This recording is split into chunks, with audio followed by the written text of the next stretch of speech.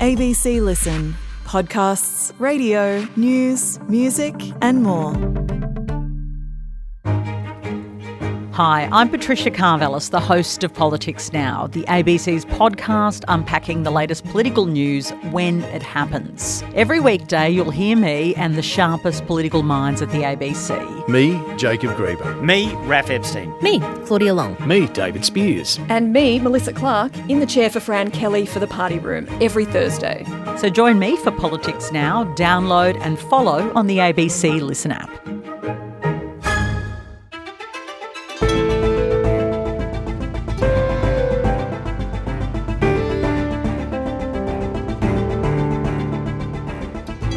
Kamala Harris is back on your screens. Yes, she's spruiking a memoir, but she's also testing the waters to see if she could run again for the US presidency. Today, 7:30 host Sarah Ferguson on her Australian exclusive and at times testy interview with the former Vice President. I'm Sam Hawley on Gadigal land in Sydney. This is ABC News Daily.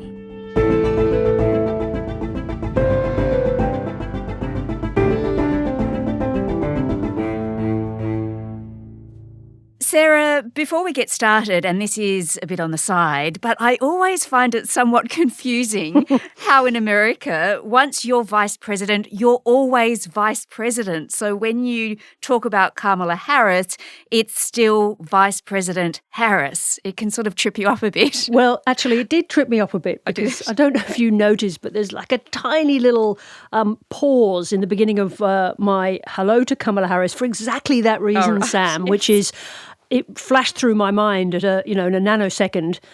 Oh, am I supposed to call her Vice President? But I'm Australian, so I'm just going to say Kamala Harris. But exactly. Kamala Harris, welcome to 7:30. Thank you. It's good to be with you.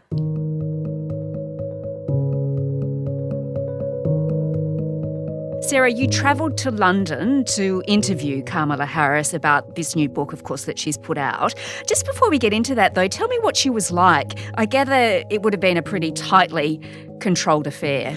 Yes. Well, let me set the scene for you, Sam. It's in the storied Claridge's Hotel, so a place of great grandeur and high history. A vast hallway, a lift with a sofa in it. I don't think I've ever seen that before. Nice. And then we set up in one room, and what do we hear but the great guffaw, the only Kamala Harris could only be her sound, that big full-throated laugh that she has that the Republicans actually sort of tried to weaponise during the campaign. I think Trump called her laughing Kamala Harris. So that was the first thing. She is very personable, deeply charming. Hello. Nice to meet you again. Nice to meet you again. Thank you. Seat. Okay. Hi, everyone. Hello. She has a kind of freshness about her. She's a very contemporary person. So in that sense, it's tightly controlled, but she's very good at projecting warmth. All right, well, Sarah, let's now turn to your interview with her. You started off by asking Kamala Harris about the moment that she realised she'd lost that election to Donald Trump, and she described feeling a grief similar to what she felt when her mother actually died. I felt a level of grief for my country. I knew what was going to happen.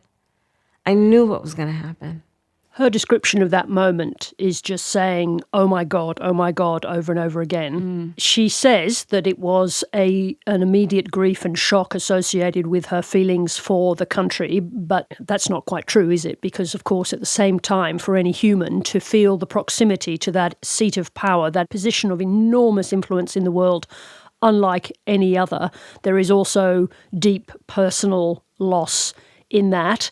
And at the same time, she's in the position she loses. And in that moment of loss, she has to come to terms immediately with her very close understanding of what Donald Trump was about to do. This was about my country and the people. I knew he meant what he said about weaponizing the Department of Justice against his political enemies. I knew what he meant around what it would be in terms of how he felt about January 6th and whether he believed in even the efficacy of that election. and what he would do around releasing the January 6ers. I knew what he would do.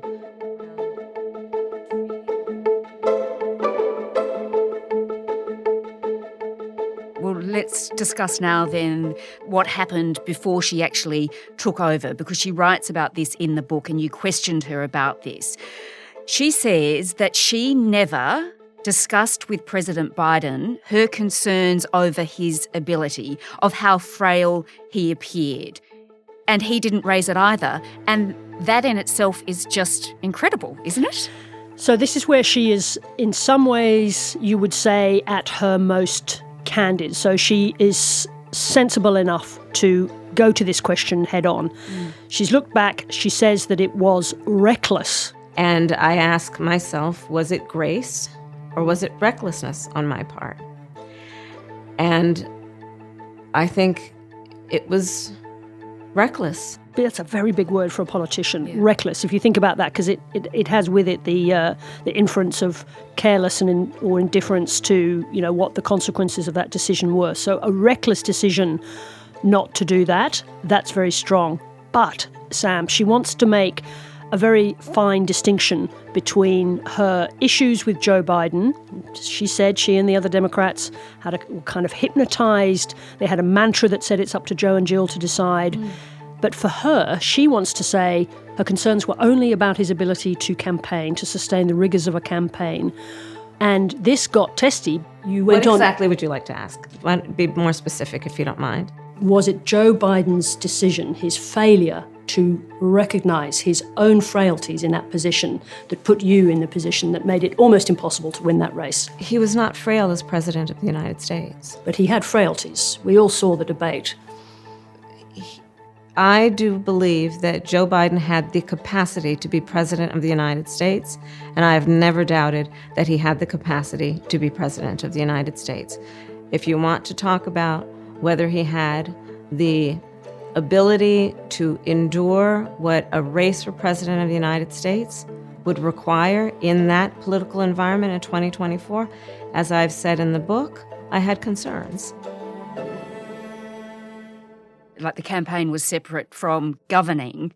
Doesn't make sense, does it? It doesn't at all. And also the entire world, at this point, we're looking at the gaffes, the mistakes, the missteps he was making, the disastrous debate, Sarah. It is hard to comprehend why she didn't intervene at that point. And she can say she did it for all these reasons, but you still go, oh, why not?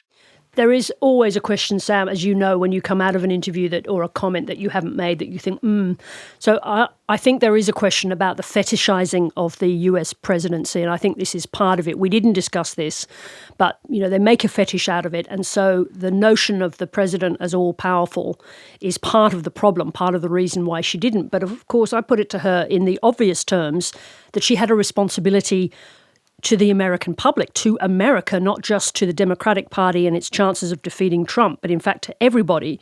If she thought that he was frail or lacked capacity, didn't she have that responsibility? Well, we saw the debate, we saw the difficulty he had marshalling his thoughts. I have answered that question. I do not believe that I think it's just hard watching the debate to see how there could not be a problem long term with someone who can't marshal their thoughts. I'm not saying his acuity wasn't present. I talked about that in the book. And I also mentioned the context in which that debate occurred.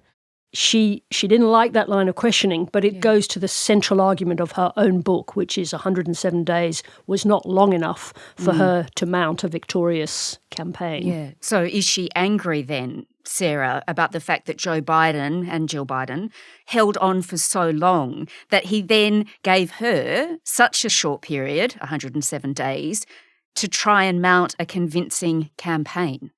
Well, this is where it gets really interesting, Sam, because in the book, there's quite a lot of language around hurt and disappointment with regards to Joe Biden. First of all, as president and how he treated her as vice president. And then there's this incredible scene in the book where she is getting ready to debate Trump, one of the most difficult things to do in the world for any politician, right? And she takes a call from Joe Biden, and after sort of briefly wishing her luck, he goes on to talk about some issue he's got with donors. He's heard that she's slagging him off to donors. and then talks about his own debates against Donald Trump, which is deeply unhelpful at that incredibly tense moment. And in the book, she describes how angry she was. But when I asked her about that in the interview, she really didn't want to spell it out. Are you unwilling or reluctant to have your criticisms of Joe Biden, as frank as they are in the book, on tape, on camera? Of course not. I wouldn't have written a book if I didn't want to be on record about that.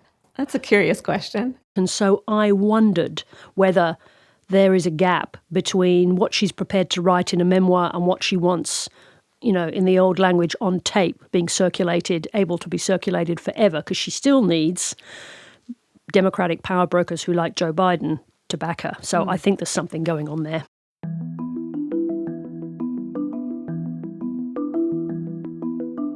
What makes you think the voters might think differently about you if you ran again?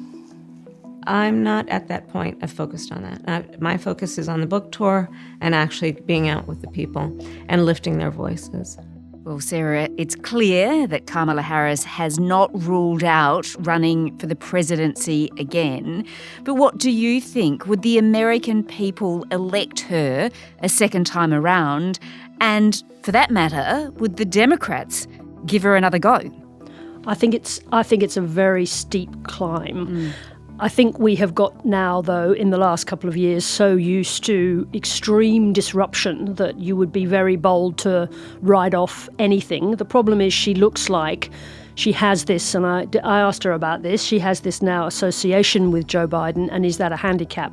She's in the position where she can never truly sever herself from that administration. So does she have enough capacity to create something so brand new where she can leave that behind and it isn't a drag on her? And I think it's very hard to imagine that.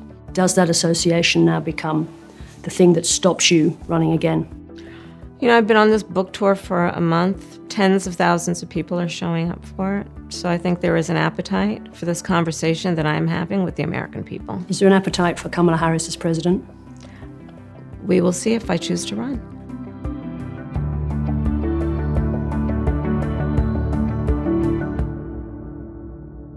And of course, Sarah, just to note this is the second interview you've done with a presidential candidate who lost against Donald Trump, because you also interviewed Hillary Clinton.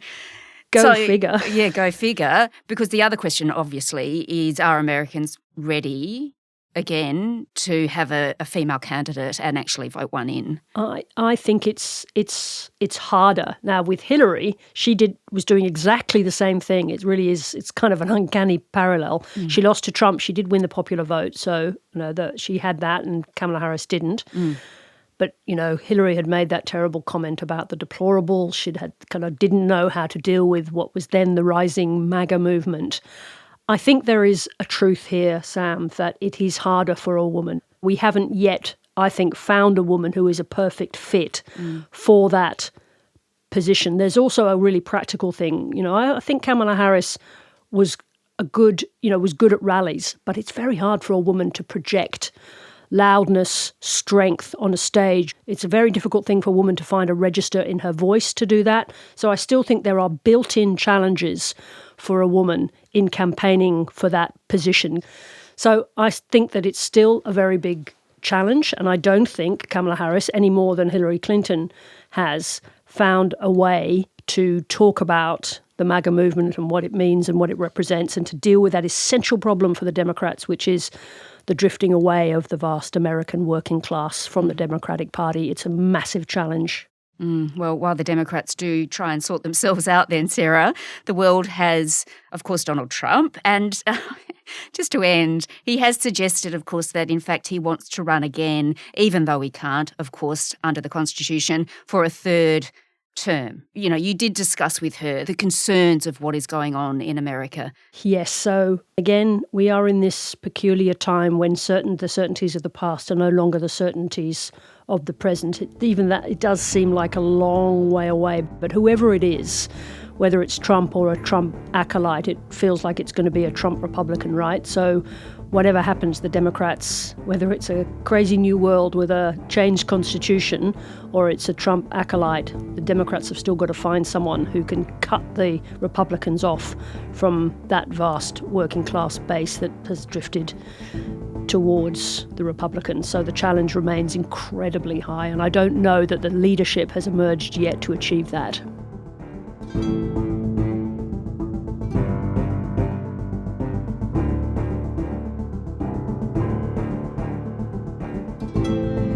Sarah Ferguson is the host of 7:30 on ABC TV. You can watch her full interview with Kamala Harris on ABC iView. This episode was produced by Sydney Peed and Jessica Wukyanov. Audio production by Cinema Nippard.